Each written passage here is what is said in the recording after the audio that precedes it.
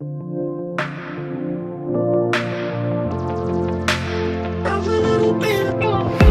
favor waits within the future. My dreams are small compared to yours.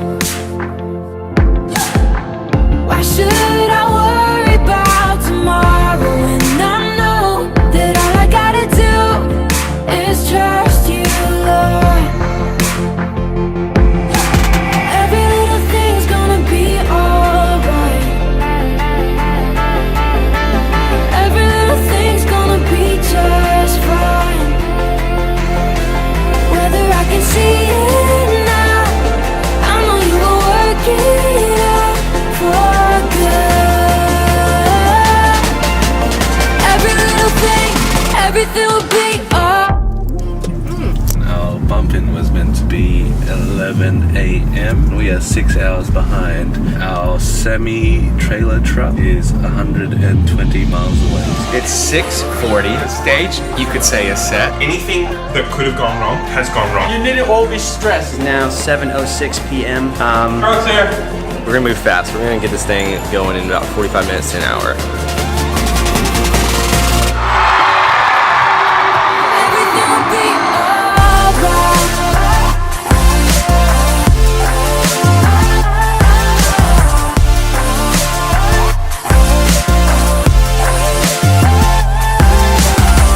Behind the scenes and in the details,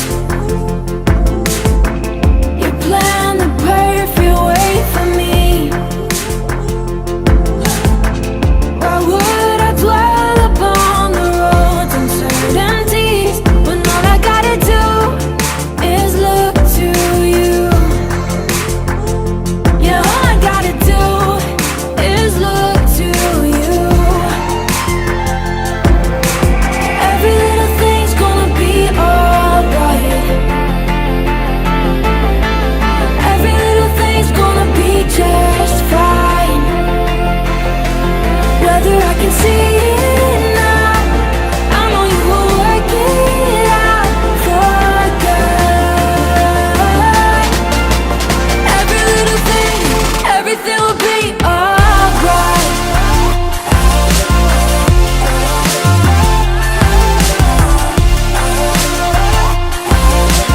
Every little thing, every little thing.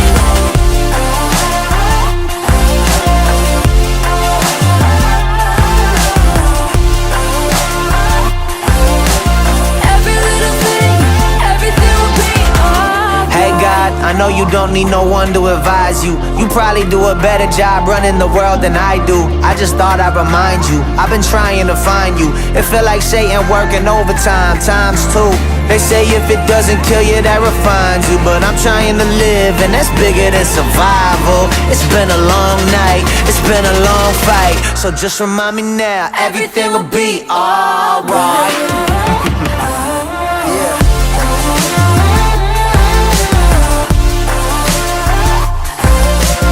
Every little thing, every little thing. Every little thing, every little thing. Every little thing, every little thing. Every little thing, everything will be alright.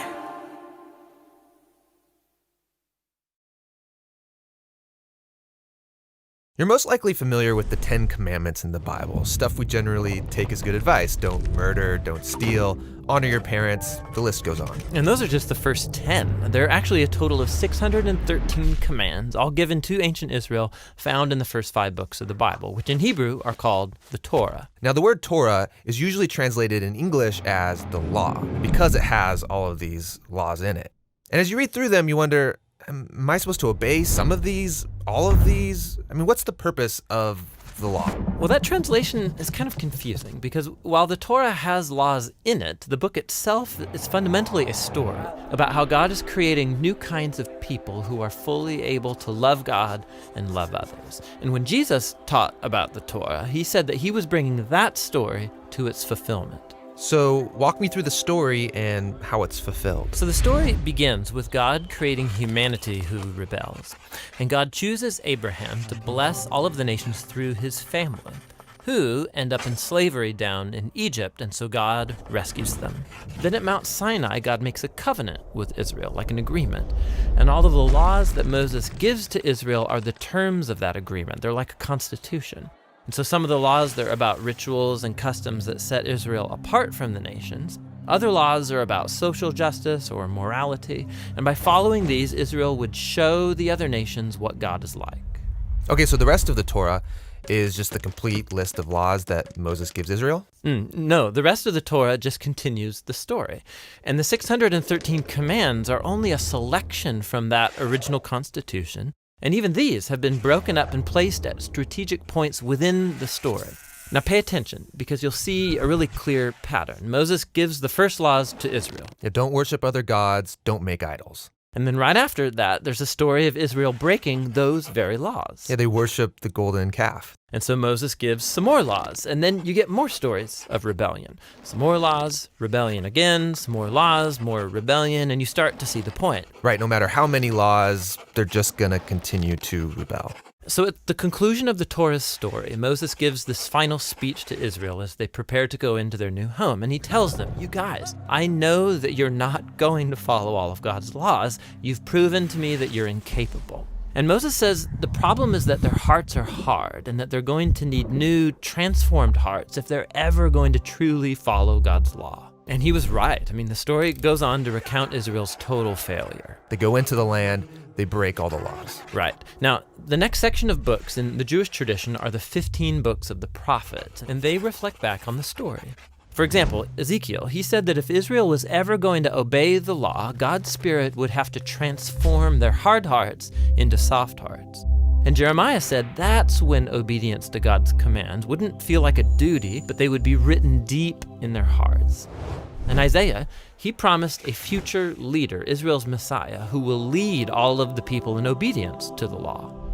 Now, in Jewish tradition, all of these books together are called the prophets, even the historical books, because they're continuing the story told from the perspective of the prophets. Okay, so we have the law and the prophets, and they're telling one connected story about God's desire to bless the whole world through a people, Israel, who it turns out needs a new heart. Yes, and Jesus saw himself as continuing that story. So he agreed with the law and the prophets when he taught that it's out of the human heart that come the most ugly parts of human nature. It's like the default setting of our hearts is opposed to God's law.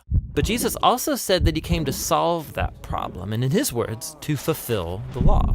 So what does he mean there, to fulfill the law? Well, first he said that the demand of all of the laws in the Torah could be fulfilled by what he called the Great Command, that we are to love God and to love others. So that seems pretty easy. I mean, we all want to love. Well, we think we want to love.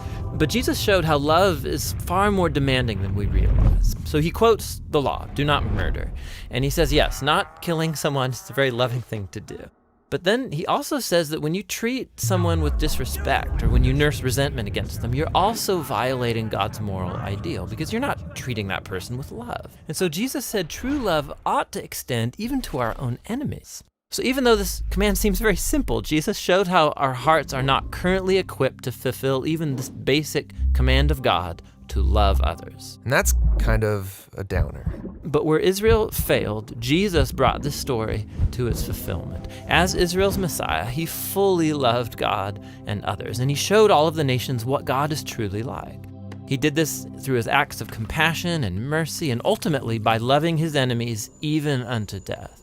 And after his resurrection, he told his followers that he would send God's Spirit to transform their hearts so that they could follow him and fulfill the purpose of the law, to love God and to love their neighbor. So this fulfills the story of the law and the prophets, or in the words of the Apostle Paul, the one who loves fulfills the law.